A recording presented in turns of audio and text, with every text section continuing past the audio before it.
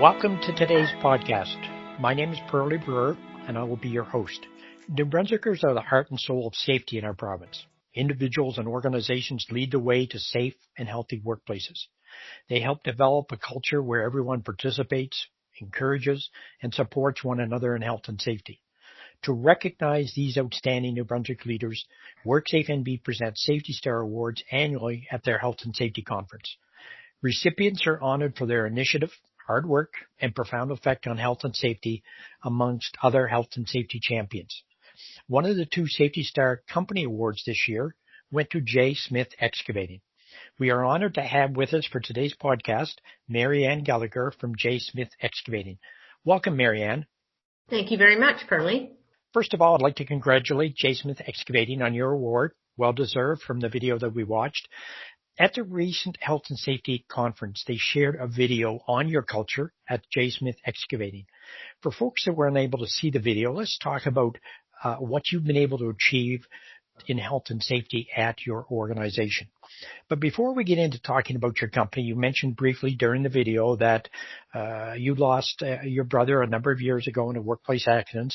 Would you mind sharing just a few details with us on how that sort of inspired you to get into health and safety? Absolutely. So sadly, just over 30 years ago, our family lost my brother, Dan, to a workplace, just a horrific workplace accident.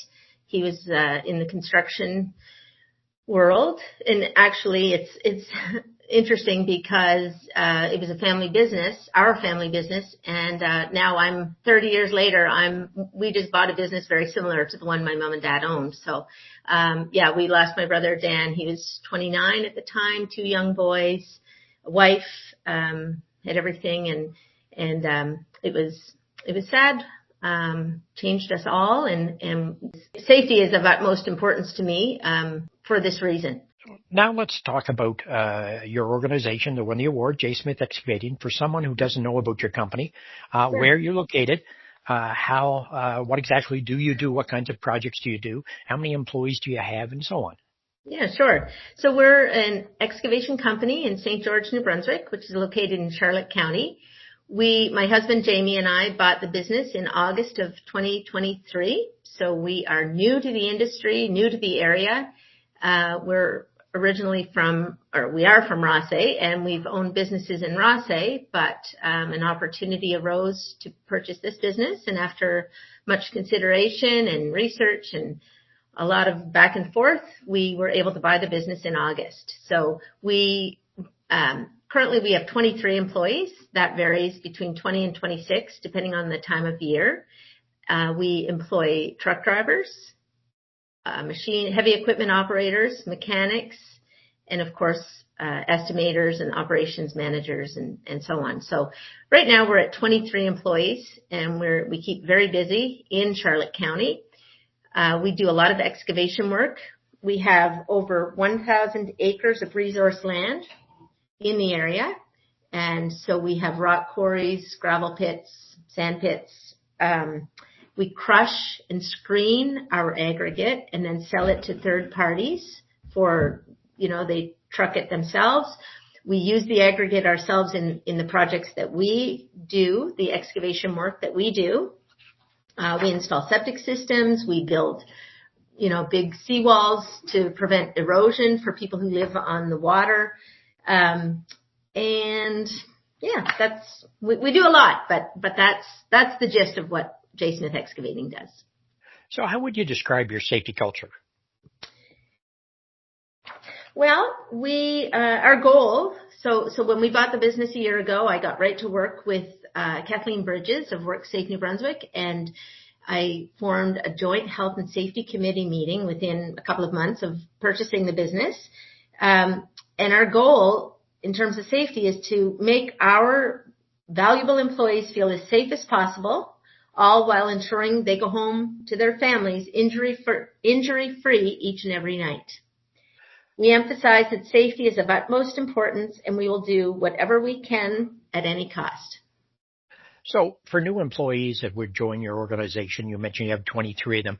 What kind of training orientation would you give to a new employee to help ensure that they buy into your values? Yeah, so we have an operations manager who would be responsible for the training.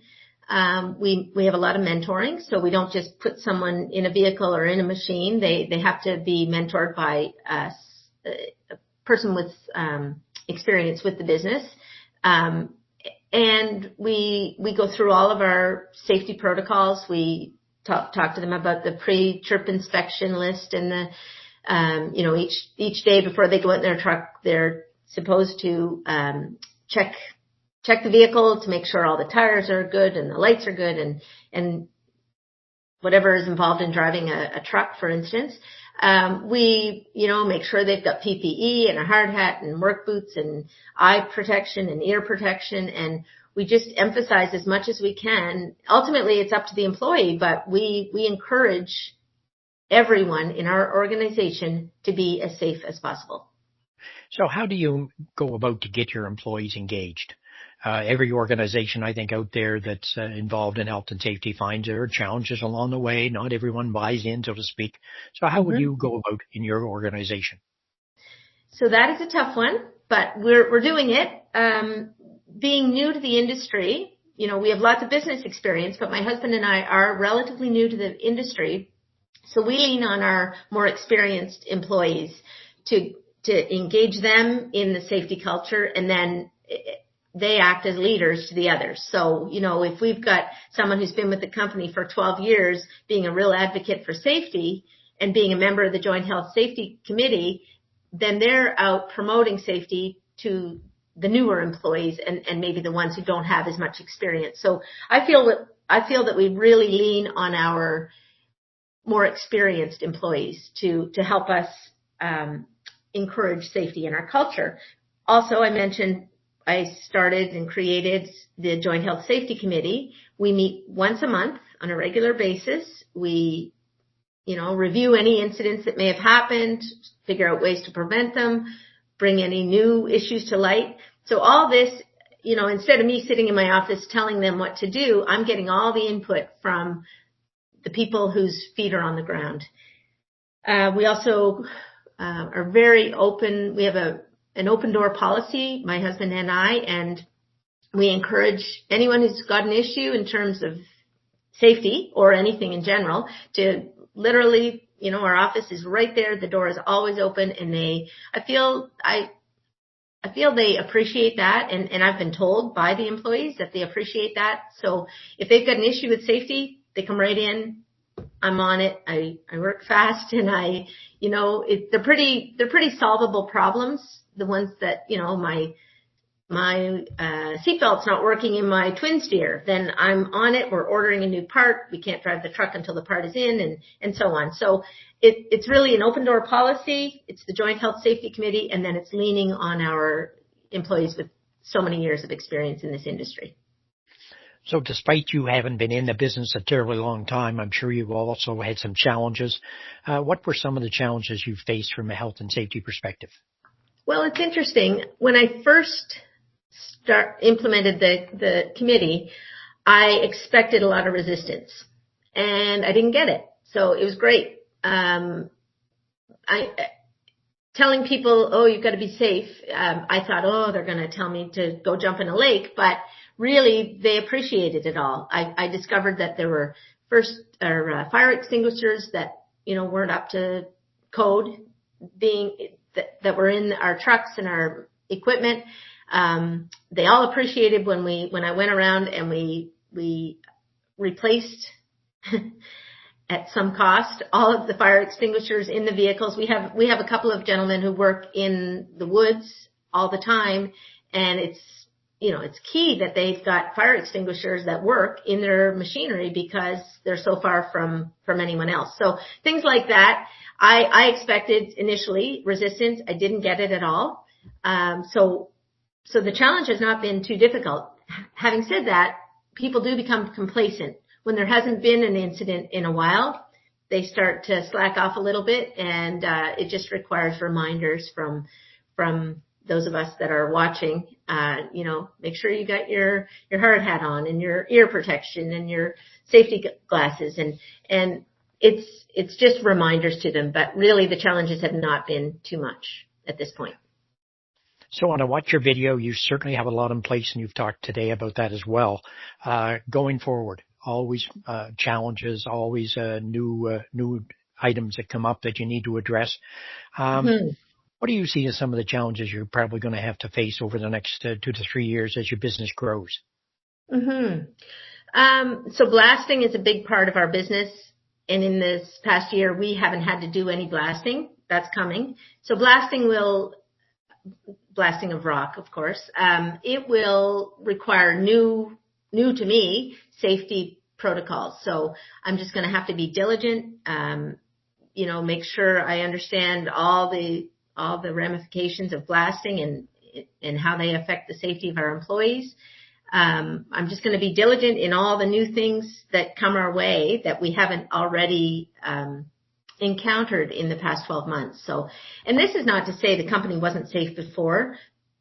I'm just bringing a new level of safety, or what I understand to be a new level of safety to the business. So I think the key is just to be diligent and just continue to have our meetings, continue to have our employees engaged, the ones who have some influence, the non-traditional leaders have some influence over their peers, and just encourage the safety, continue to have lunch and listens, and reward people for their safe habits. I think that's key as well. And we haven't started that yet, but that's on my list. So I think it's just being diligent, reminding them that everything that we do in terms of health and safety is for their benefit. We want them to go home each and every night injury-free to their family. So for folks that were in the audience and watched your video the other day, and by the way, there were approximately 750 of those folks, and for people listening to our podcast today, what advice would you have for any organization that wants to make the workplace safer? Spend the money. It's not cheap to be safe, but it's worth it. It may seem like a lot in the beginning, and I'm the first one, just ask my husband, I'm rather frugal, but in terms of safety, health and safety in the workplace, especially a workplace like ours, I've never been so involved in safety because I worked in, I owned a bookstore, we owned an inn, and of course a restaurant, and of course there were safety issues at the restaurant, but it was nothing like this industry of excavation. So for people who are really affected by health and a safe culture, spend the money and buy the PPE, buy the signs, make sure everything is well, big signs everywhere to let people know what's going on. Making our employees safe makes them happy, and then they want to come to work. And that's what we're experiencing right now. So I would just say make it a priority. Well, look, Marianne, I'd like to thank you very much for joining us on today's podcast. Again, a big congratulations on your Safety Star Award. Those are not easy to achieve or to receive. Certainly well deserved. I'd like to thank everyone listening to today's podcast.